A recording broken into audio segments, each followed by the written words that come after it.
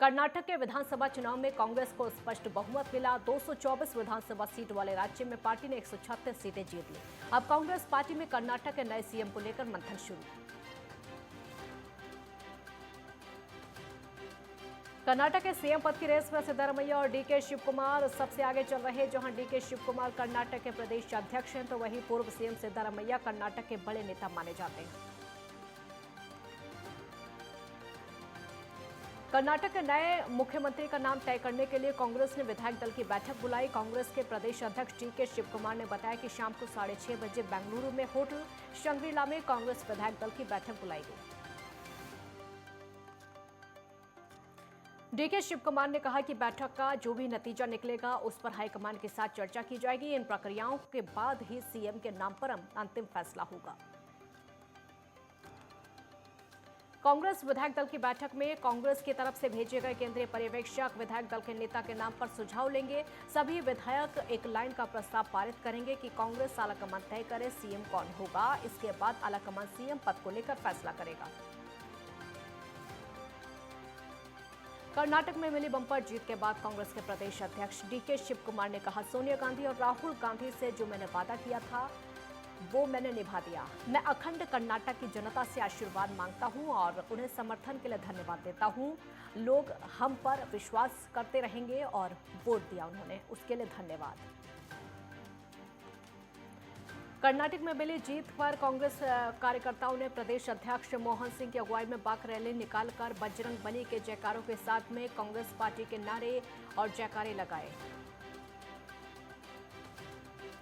कर्नाटक चुनाव में कांग्रेस को पूर्ण बहुमत की सरकार बनने पर विधायक अनिता योगेंद्र शर्मा ने ढोल नगाड़ों के साथ मिठाई खिलाकर जीत का जश्न मनाया। कार्यकर्ताओं ने एक दूसरे को मिठाई खिलाकर जीत की खुशी जाहिर की। कर्नाटक चुनाव में कांग्रेस को बड़ी सफलता के बाद कांग्रेस विधायक कैलाश गोलंटियाल ने पटाखे फोड़कर मिठाई खिलाई। इस मौके पर कैलाश गोलंटियाल ने कहा कि बीजेपी ने बांडों और जोड़ों की राजनीति को इसके चलते कर्नाटक की जनता ने सत्ता से बाहर किया। सीएम योगी आदित्यनाथ गोरखपुर दौरे पर हैं। इसी दौरान सीएम ने गोरखनाथ मंदिर में जनता दरबार लगाया और लोगों की समस्याओं को सुना, साथ ही समस्याओं का मौके पर निस्तारण किया। महाराष्ट्र के अकोला में मामूली विवाद को लेकर दो पक्षों के बीच में हिंसक झड़प हो गई और उस घटना के बाद प्रशासन ने शहर में धारा 144 लगा दी। हालांकि अधिकारियों का कहना है कि स्थिति नियंत्रण में है। इस हिंसा का एक वीडियो भी सोशल मीडिया पर वायरल हो रहा है। वायरल वीडियो में दो गुटों के लोग एक दूसरे पर पथराव करते हुए नजर आ रहे हैं, साथ ही वाहनों में तोड़फोड़ और हंगामा कर रहे हैं। वहीं पुलिस के अधिकारियों का कहना है कि स्थिति अब काबू में है। पुलिस के मुताबिक हिंसक भीड़ ने कुछ वाहनों को क्षतिग्रस्त कर दिया। बताया जा रहा है कि मामूली विवाद के बाद हुई हिंसक घटना के बाद पुराने शहर थाने के पास में भारी भीड़ जमा हो गई। वहीं हिंसक भीड़ ने इलाके में कुछ वाहनों को अपना निशाना बनाया। अकोला के एसपी संदीप भुल्लर ने कहा कि फिलहाल स्थिति नियंत्रण में है। जिला कलेक्टर के आदेश पर अकोला शहर में धारा 144 लागू कर दी गई। हाल ही के दिनों में अकोला में इस तरह की दूसरी घटना है। कुछ दिन पहले अकोट फाइल इलाके में भी दो गुटों के बीच में हिंसक झड़प हुई थी। पथराव के बाद शहर में धारा 144 लागू। इस हिंसा में एक व्यक्ति की मौत हो गई जबकि कई लोग घायल हुए। हिंसक घटना के बाद भारी भीड़ ने ओल्ड सिटी पुलिस स्टेशन के बाहर मार्च निकाला और वहीं इस मामले में पुलिस ने 120 से ज्यादा लोगों के खिलाफ केस दर्ज किया। मध्य प्रदेश में भीषण गर्मी पड़ रही है। प्रदेश के रतलाम जैसे शहरों में तो रिकॉर्ड तोड़ गर्मी है। यहां पर 45 डिग्री से ज्यादा तापमान रहा। बीते 9 दिनों में रतलाम में सबसे ज्यादा गर्मी पड़ी। शनिवार को देश का सबसे गर्म शहर मध्य प्रदेश का खरगोन रहा, जहां तापमान 46 डिग्री सेल्सियस दर्ज किया गया। रतलाम, धार और शाजापुर में आग बरसती रही। मौसम वैज्ञानिकों के मुताबिक यहां पर हीट वेव चलने के आसार हैं। राजस्थान, गुजरात से सटे मध्य प्रदेश के सभी जिलों में भीषण गर्मी का आसार। प्रदेश के 27 शहरों में तापमान 40 डिग्री से ज्यादा बढ़ गया। तापमान में बढ़ोतरी 5 से 10 डिग्री के मात्र बीते 3 दिनों में देखने को मिली। 3 दिन पहले तक रतलाम में 36.5 डिग्री तापमान था, जो कि बढ़कर 45.5 के पार पहुंच चुका। भोपाल और इंदौर में 41 डिग्री तापमान रहा और वहीं ग्वालियर और जबलपुर जैसे शहरों का भी तापमान 40 से 42 डिग्री तक रहा। सबसे ज्यादा भीषण गर्मी मध्य प्रदेश के शहर रतलाम, धार और शाजपुर में देखने को मिल रही है। वैज्ञानिकों के मुताबिक मौसम का इस तरह का मिजाज अभी जारी रहने के आसार हैं। 15 मई के बाद भोपाल में लू चलने की संभावना। जम्मू कश्मीर के अनंतनाग जिले में आतंकवादियों और सुरक्षा बलों के बीच रविवार को मुठभेड़ शुरू हो गई।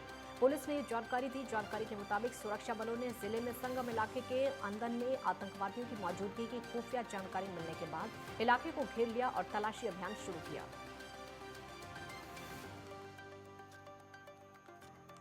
जवाबी कार्रवाई में पुलिस ने भी बताया इसको साजिश। हताहत होने की जानकारी नहीं मिली। अंदावन सरमय में सुरक्षा बलों ने आतंकियों को घेरा। प्रदेश के सीएम भूपेश बघेल ने बिलासपुर विधानसभा में भेंट मुलाकात कार्यक्रम के तहत दयालबंद स्थित स्वामी आत्मानंद शासकीय बहुउद्देशीय उच्चतर माध्यमिक अंग्रेजी एवं हिंदी माध्यम विद्यालय का लोकार्पण किया। बच्चों को बेहतर शिक्षा देने के लिए स्कूल भवन का 3 करोड़ 13 लाख रुपए की लागत से नवीनीकरण किया गया। स्कूल भवन में छात्रों के लिए आधुनिक लैब के साथ स्मार्ट क्लास, गार्डन, पार्किंग का निर्माण किया गया। मुख्यमंत्री भूपेश बघेल बिलासपुर में स्नाइट कुर्मी क्षत्रिय समाज के शपथ ग्रहण समारोह में चक्करभाटा पहुंचे और छत्तीसगढ़ महतारी छत्रपति शिवाजी एवं सरदार वल्लभ भाई पटेल की प्रतिमा पर माल्यार्पण करके कार्यक्रम का शुभारंभ किया। मुख्यमंत्री भूपेश बघेल ने बिलासपुर और बिल्हा विधानसभा के क्षेत्रवासियों को कई विकास परियोजनाओं की सौगात दी। 3 दिनों से बिलासपुर जिले में अलग अलग विधानसभा में भेंट मुलाकात कार्यक्रम है। मुख्यमंत्री शामिल हुए और आम जनता की समस्याएं सुनी। इसी के साथ उसके निराकरण के निर्देश दिए।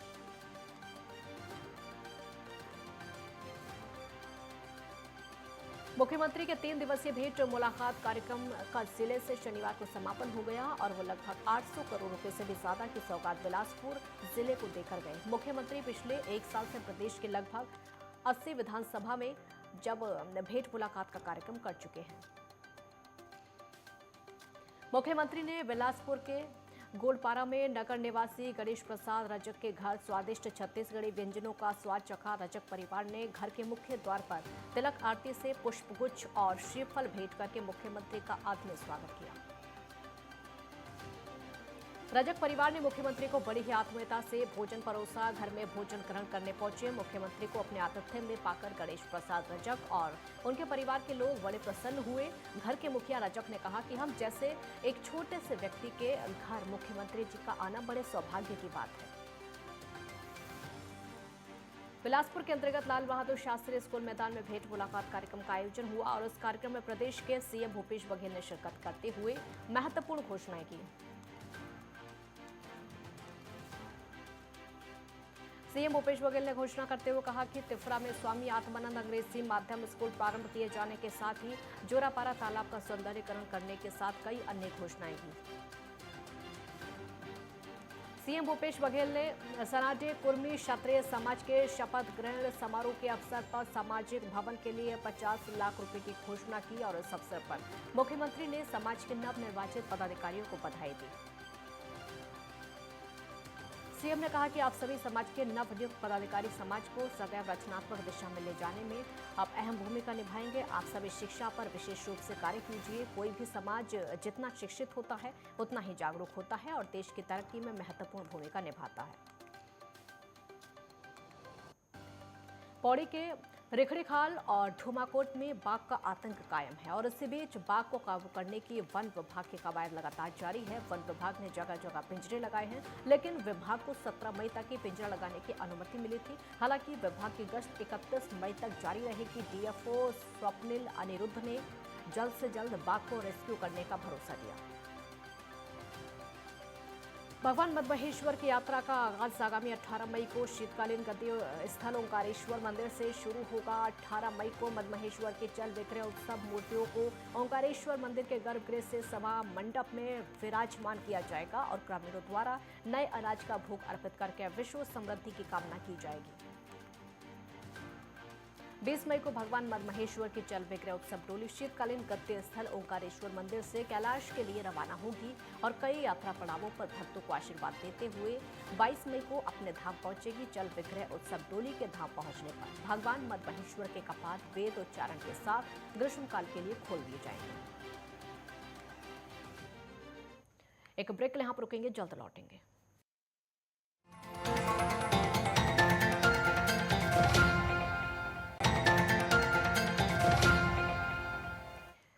ब्रेक के बाद एक बार फिर स्वागत है आपका। संगम एक्सप्रेस की बाकी खबरें आपको दिखाते हैं। चमोली स्थित विश्व धरोहर फूलों की घाटी 1 जून से पर्यटकों के लिए खोल दी जाएगी, लेकिन भारी बर्फबारी के चलते फूलों की घाटी का रास्ता बाधित है। मार्ग पर आवाजाही बहाल करना वन विभाग के लिए चुनौती है। हाल ही में वन विभाग का एक दल फूलों की घाटी निरीक्षण करने पहुंचा था, लेकिन रास्ता ब्लॉक होने से वन कर्मियों को आधे रास्ते से लौटना पड़ा। उत्तराखंड में मौसम विभाग ने आने वाले दिनों के लिए मौसम का अनुमान जारी किया। मौसम विभाग के निदेशक विक्रम सिंह के मुताबिक आने वाले दिनों में मौसम साफ रहेगा। बीते दिनों पहाड़ों में हुई बर्फबारी के बाद चटक धूप के कारण हिमस्खलन जैसे हालात बन सकते हैं, लिहाजा उन्होंने चारधाम यात्रा के मद्देनजर यात्रियों को सावधानी बरतने की सलाह दी। जिला प्रशासन देहरादून की 5 टीमों ने शहर के कई क्षेत्रों में अतिक्रमण हटाओ अभियान चलाया और इस दौरान 5 टीमों द्वारा अपने अपने जोन में 37 स्थानों से अतिक्रमण किया। नगर निगम द्वारा कुल 78 चालान काटते हुए लगभग 89,000 रुपए का जुर्माना वसूला। पुलिस टीम द्वारा 21,000 रुपए का जुर्माना, परिवहन विभाग द्वारा लगभग 3,60,400 रुपए का अर्थदंड वसूल किया गया।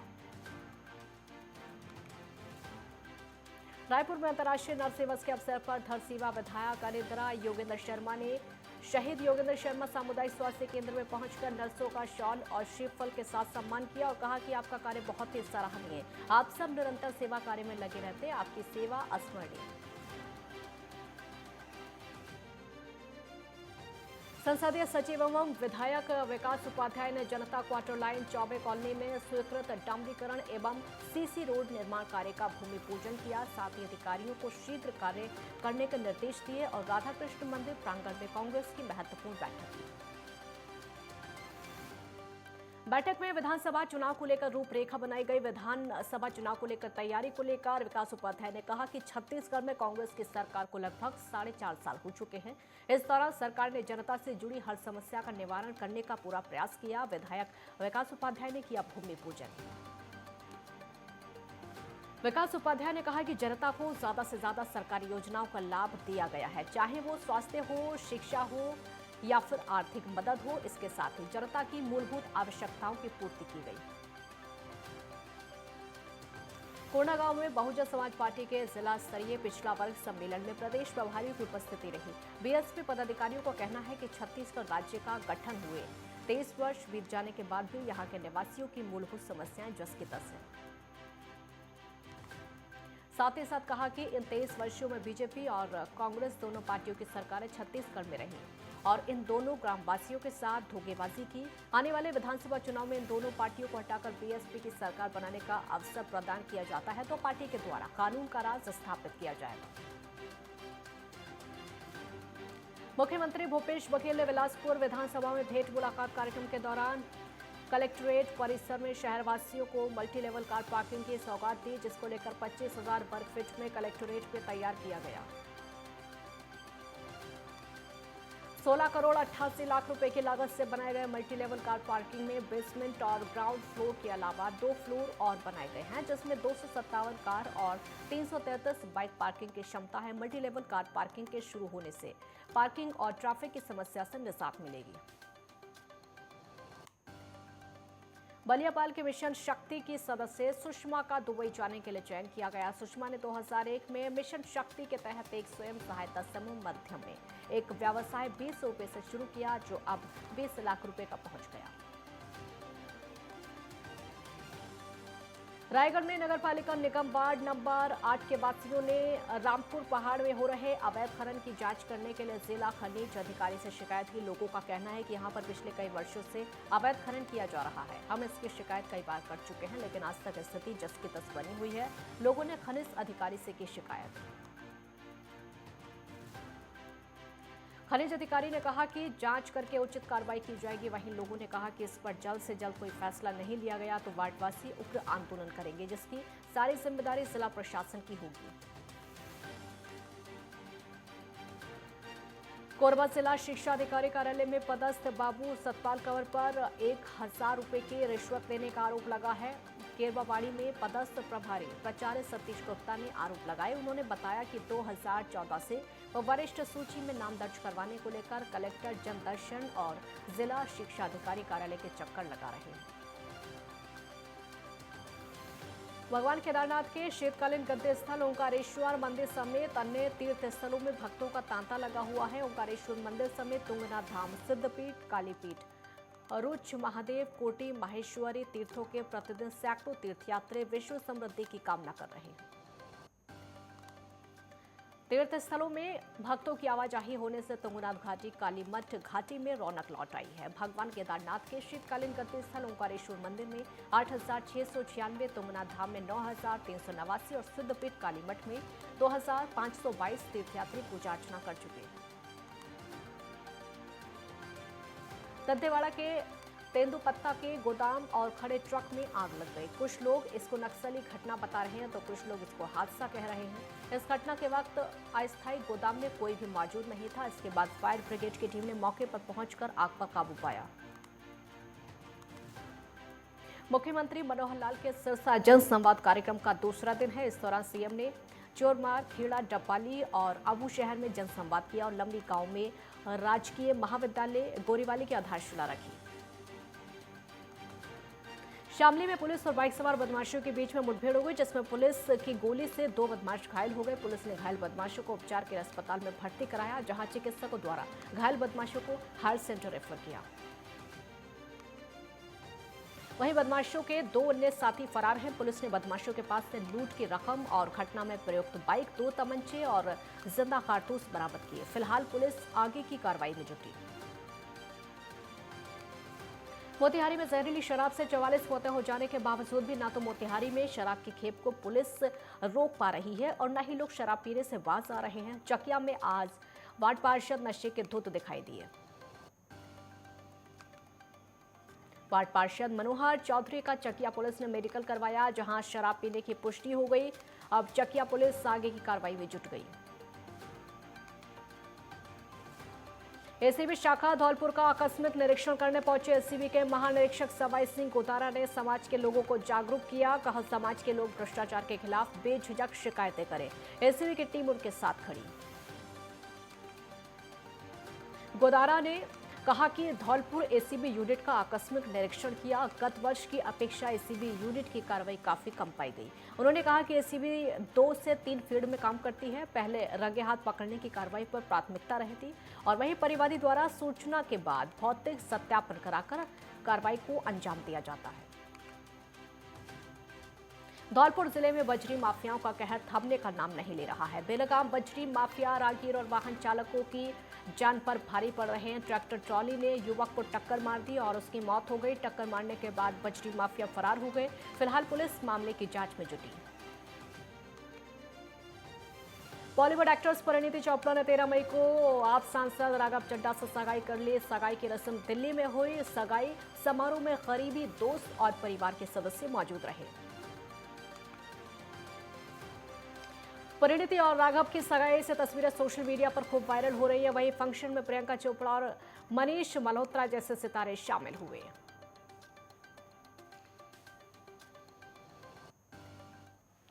एक ब्रेक ले आप रुकेंगे, जल्द लौटेंगे।